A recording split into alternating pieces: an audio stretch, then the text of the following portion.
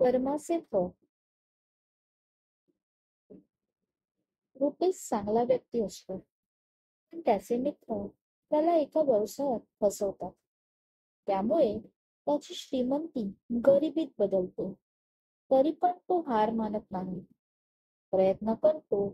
तो शिकलेला असल्याने तो सकाळ संध्याकाळ नोकरी करतो आणि लोकांचे पैसे परत करतो. त्यासाठी त्याला 10 वर्ष लागतात. नंतर तो आपले स्वप्न पूर्ण करण्यासाठी धडपडतो. आता तो त्याचे मित्र किंवा त्याचे नातेवाईक यांच्याकडून काहीच मदत घेत नाही. कारण त्याला कळले असते आपले स्वप्न आपणच पूर्ण करायचे आणि त्याच्यासोबत झालेल्या धोक्याची तर त्याला कल्पनाच असते. त्यामुळे आता तो बँकेतून लोन घेतो आणि परत त्याचा व्यवसाय तो सुरू करतो. आता तो स्वतंत्र असतो. कोणीच त्याचा पार्टनर नसतो.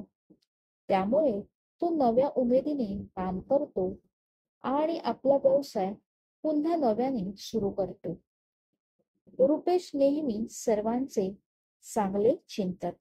त्यामुळे त्याची फसवणूक होऊन पण तो त्याच्या मित्रांविषयी चांगला विचार करत. त्यामुळे तो त्याच्या चांगल्या कर्मामुळे परत श्रीमंत व्यक्ती बनतो आणि लोकांना दाखवून देतो मेहनतीने माणूस खाली पडून पण परत उभा राहू शकतो.